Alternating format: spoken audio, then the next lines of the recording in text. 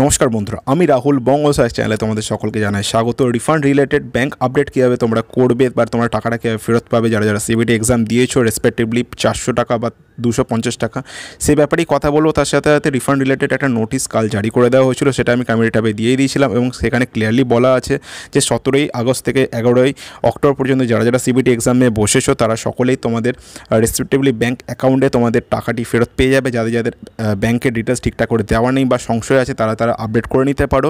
14 তারিখ থেকে 30 তারিখের মধ্যে তোমাদের আপডেট করে নিতে হবে। স্ট্রিক্টলি বলা আছে 30শে এপ্রিল বিকাল 5টার মধ্যে আপডেট করে নিতে পারবে। আমি বলবো আজকালকের মধ্যে করে নাও, সামনের দিনে কবে কি দেরি হবে প্যানেলের জন্য বলো বা পরবর্তীকালে দৌড়াদৌড়ি এক্সট্রা থাকবে, তো যতদিন করে নিতে পারো ওটাই সুবিধা। এছাড়া নোটিশের ডিটেলস সেরকম কিছু বলা নেই, তোমাদের ব্যাঙ্কের ডিটেলস কীভাবে ফিল আপ করতে হবে সেটা আমি ভিডিওর মাধ্যমে বলে দিচ্ছি। আর এই জন্যই ভিডিওটা বানানো, নোটিশটা কালকে বেরোবার পরই আমি ওয়েট করছিলাম যে লিঙ্ক যখন থেকে অ্যাক্টিভেট হবে। তো নোটিশটা খুব সংক্ষেপে বলার সাথে সাথে অনেকেরই প্রবলেম হতে পারে বা কারা কারা আপডেট করবে তাদের ব্যাপারে ডাউট থাকতে পারে, তো সেই জন্যই বলে দিচ্ছি ব্যাপারটা। লিঙ্কটা আমি ডেসক্রিপশনে দিয়ে দেবো, অফিসিয়াল লিঙ্কটাই ডিসক্রিপশনে দেওয়া থাকবে, সেখান থেকে তোমরা ডিরেক্টলি ক্লিক করে তোমরা পেয়ে যাবে। তোমরা ডিসক্রিপশনে চেক করে দেখে নাও বা অফিসিয়াল সাইটেও পেয়ে যাবে এবং লিঙ্কটাতে ক্লিক করার পরই তোমার স্টেপ বাই স্টেপ কী করতে হবে সেগুলো তোমরা দেখে নাও। সবার প্রথমে তোমাদের এরকম একটা পেজ ওপেন হবে, সেখানে লেখা থাকছে last date for updating bank details for refund 30th April 2023 বিকাল 5টা অবধি। এবার কেউ যদি রেজিস্ট্রেশন নাম্বার ভুলে গিয়ে থাকো, ফরগট রেজিস্ট্রেশন নাম্বারে গিয়ে তোমাদের ইমেল আইডি বা ফোন নাম্বার দিতে তোমরা ঠিকঠাক করে রিট্রিভ করে নিতে পারবে। আর আশা করি অনেকেরই সবারই মোটামুটি রেজিস্ট্রেশন নাম্বার কে জানা আছে, তো রেজিস্ট্রেশন নাম্বারটা এখানে পুট করবে, ডেট অফ বার্থটা এখানে ক্লিক করে পুট করবে। তারপর সিকিউরিটি কোডটা পুট করার পর সাবমিট করলে তোমাদের ব্যাঙ্ক ডিটেলসের একটা ফর্মের পেজে নিয়ে যাওয়া হবে।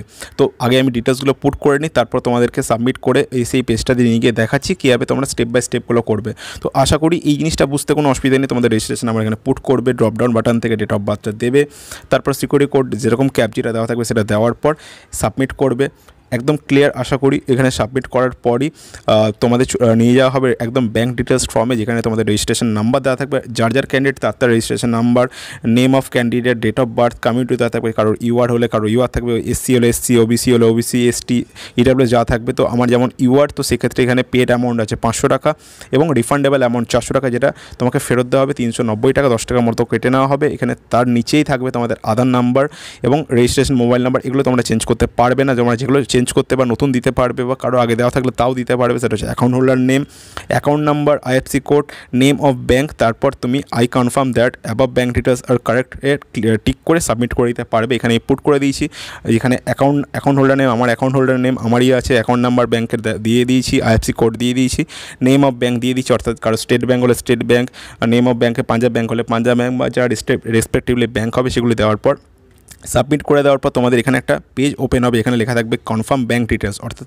তোমরা যেগুলি সাবমিট করেছো সেগুলো কনফার্ম ঠিক আছে কিনা। যদি ঠিক না থাকে এডিট বাটনটা ক্লিক করে এডিট করে নিতে পারবে, অথবা এখানে চেক করে নিতে পারবে সমস্ত ডিটেলস যদি ঠিক থাকে, তাহলে কনফার্ম বাটনটা ক্লিক করলে কনফার্ম করে হয়ে যাবে সমস্ত কিছু এবং সেই অ্যাকাউন্টে তোমাদের টাকা রিফান্ড চলে আসবে। এবং refund of application fee against CN number RRC 01/2019 হিসেবে একটি পেজ ওপেন হবে, যেটি তোমরা প্রিন্ট করে নিতে পারো, যেখানে তোমাদের রেফারেন্স নাম্বার বা ফার্দার ডিটেলস সমস্ত কিছু দেওয়া থাকবে, ব্যাঙ্ক ডিটেলস বা তোমাদের ক্যান্ডিডেট ডিটেলস যা তোমরা পুট করেছো সেগুলোই দেওয়া থাকবে এবং এটাকে প্রিন্ট আউট করে নিয়ে তোমাদের কাছে রেখে দিতে পারো। ফার্দার কোনো প্রবলেম হলে তো সেগুলো তোমরা ক্লেম করতে পারবে। ভিডিওটা ভালো করে লাইক করো, শেয়ার করো, সাবস্ক্রাইব করো।